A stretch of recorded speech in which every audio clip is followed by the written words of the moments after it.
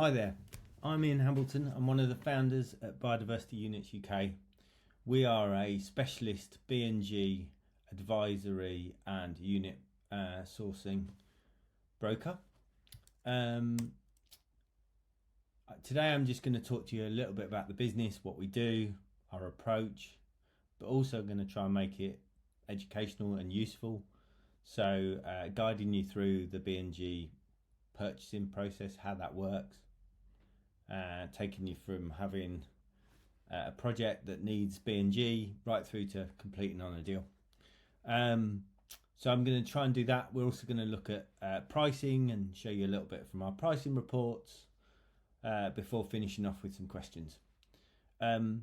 So I guess the first thing is why we're all here. So the Environment Act of 2021 made biodiversity net gain 10% mandatory for all new developments. That was from February the 12th, 2024. That was for large site. And then from April 2024, that also included small sites. So it's been going almost a year now. Obviously before that there was quite a lot of pre-mandatory. Some LPAs were insisting on it, but basically post that date, all planning applications from that point need a B&G solution, and that's where we kick in. As I said, we're a specialist B&G advisor. This is all we do, and we've spent the last year and a half getting really to grips with the legislation, understanding the nuances, looking at the market, and sort of establishing how to solve developers' B&G problem. And the way we do that, I suppose, is a mixture of the following. So one thing we pride ourselves on is offering sort of really commercial, clear, common sense advice. And one thing we have to do is sort of educate our clients about B&G. It's not an exaggeration to say that like 95% of our clients are doing their first B&G deal. It's very new to them. And so we have to guide people through the process. We're often not talking about small sums of money. People have never bought these before and they want to know that they're doing the right thing and that they've got a compliant B&G solution.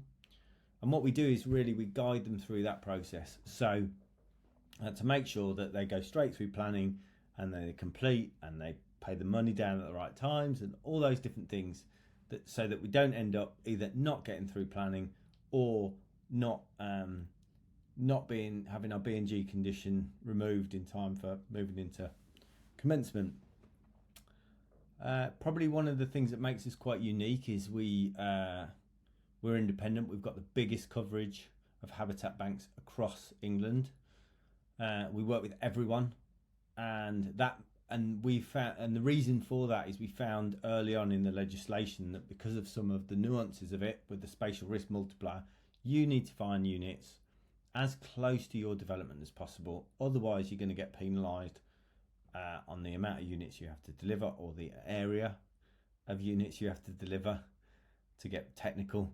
But basically the end result is that's going to cost you more money. And so finding units that are in NCA or local or potentially adjoining is the way that we save our clients money. Here's the team. I'll probably start with Richard, who my ugly head is obscuring. So Richard's our commercial director. He's 30 years in the property industry. Also very connected in the ecology world as well. So Richard sort of heads up commercial partnerships and dealing with bigger, larger developers. Bindi, our habitat specialist, is our in-house habitat specialist to look at dephrometrics, assess the needs and requirements of our developers and clients and check the metrics over. Jen's our operations manager. She is basically running the show, making sure that we're taking all the projects right the way through. And then Sam's our head of sales. So either myself or Sam is probably one of the people you speak to when you come into the business with a new inquiry. And as I mentioned, we've got a pretty big network of B&G suppliers. there are actually only 40 habitat banks on the register. We represent about 85-90% of those. But additionally, there's going to be a lot more coming on stream in the next year. We think that number might get up to sort of 200 within 12 to 16 months. Many of these were involved in the original pilot. You know, Iford Estate, one of the first to go on the register, one of the original pilots. We represent them, and lots and lots across the country. And the reason we work with that network is to make sure that we find you units close to your development. And just a bit about our services. So a lot of what we do is sort of advice, education, guidance. And you may say, well, why do I need that? Well, no two jobs are the same. You know, on the one side, we have developers with a certain set of requirements. They have certain habitat types that they need to source. They're in a certain area and they have a certain timeline for development. All of those things mean that when we're matchmaking with a B&G supplier, time might be the factor, price may be the factor, location certainly will be in that mix too. And so like making sure those things tie up is very important. We also, like on this unit's ready to go, like, you know, there are a lot of habitat banks out there that will say that they are ready to trade, and they're often not. They're on their way. They're waiting Section 106s or going through the conservation covenant process. And so part of what we do is to work out who's going to be the most appropriate habitat bank for your project, depending on your timelines. And finally, in some cases, depending on the size and scope of your project, we may look at trying to work with a habitat bank to create a bespoke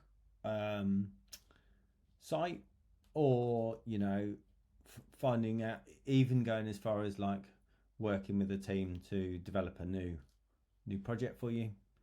But you know, those things sort of depend on your brief and timelines. So I thought it'd be useful today to walk you through the B&G process, how that all works, what we do at different times, how you can work with us, and how we can get you through to a successful completion. So I think it's 6 or 7 steps. Step one really is we need certain information from you. Often we get people come to us even before this where they've not even had an ecologist report. We actually have a directory of ecologists that we recommend for B&G, which you can find on our website. But normally a client would come to us with a defrometric. They'd give us the address and postcode, and also we would request the planning sort of key estimated dates. In particular, when are they going into planning, and when are they targeting construction? And you might ask, why is that so important? Really, that's about matchmaking you with a site that's going to be ready in plenty of time for construction. But if you've got a long lead time, that might give us the ability to work with a partner who we know will be ready within a year, but not suggest someone that is wrong for your project. And it might just save you a lot of money. So those are the things we need. We can then take that to the habitat specialist, who will look at that and check your requirements. Sometimes you'll find things in there that are that we need to double check. So that's basically that phase of the project. So we then move on to a sort of bespoke search for your units. So we have a database of all the different suppliers we're working with. In some cases, we'll have to go out and do a new bespoke search, but we'll look for those. We'll quickly pull together some options for you. It's very often it's we'll give you 2 or 3 options, and there might be different reasons for going with a certain supplier. You might have a really tight timeline. You might need someone on the register now, or you might want to find it local, or other requirements. So we find that by giving our clients like 2 or 3 options to pick from, that can be really helpful. It also means that we are impartial in terms of, you know, we're not trying to push our own habitat bank that isn't in the right area or isn't in the right location for you. And then what we'll do is, like, once you've chosen a preferred solution, we will go back, get you a letter of support and a BNG solution methodology. At this stage, normally there's no payment made. This is pre-planning, and we'll try and secure this for you so that you've got like effectively heads and something you can show the LPA to show that you found a potential supplier. They will then hopefully give you a BNG condition as part of a successful planning app, and basically then this is the sort of thing that will get you through. And then and what we found is the BNG solution methodology is a really good way of giving them assurance of how you've done your search and how you've sourced your units. And then, assuming that you've been successful and gone through planning, what we'll do after post planning is recommend you put down a 10% deposit. This reserves your unit so you know that they're yours. Normally, the units are available for about 12 months, but you know, sometimes it can be less and sometimes more. We can negotiate for you. This happens after planning's been given. We'll then update your letter to be a letter of reservation. The same with solution methodology.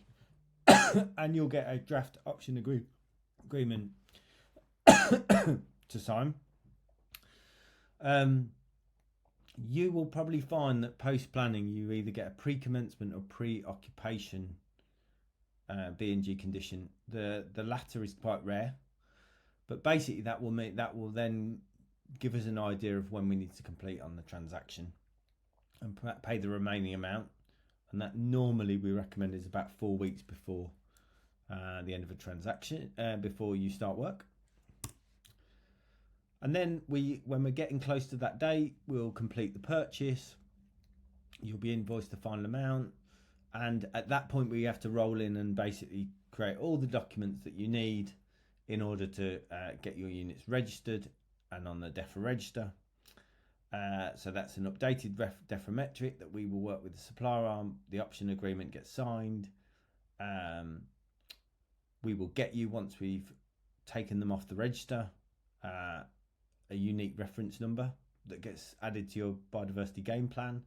We update some of that document, but we will work with you to help complete the rest. Most of the other details are around the project and your business, but we basically will handhold you through that process. At that point, you will inform the planning officer, and you can give them the evidence of your completion.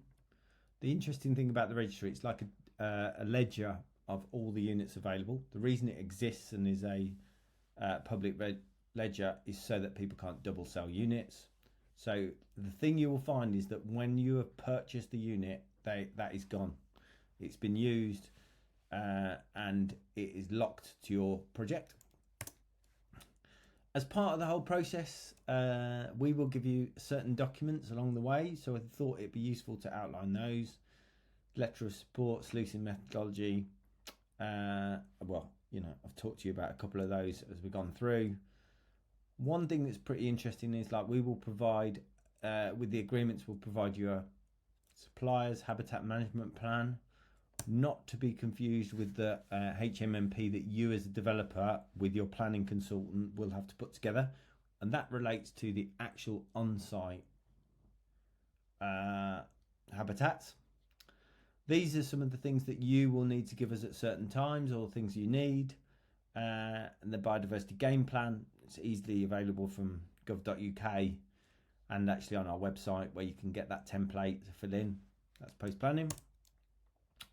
I thought just quickly I'll touch on pricing, because one of the advantages of working with all the different suppliers is we're able to look at all the different costs and pricing. And so quarterly we produce a B&G pricing report.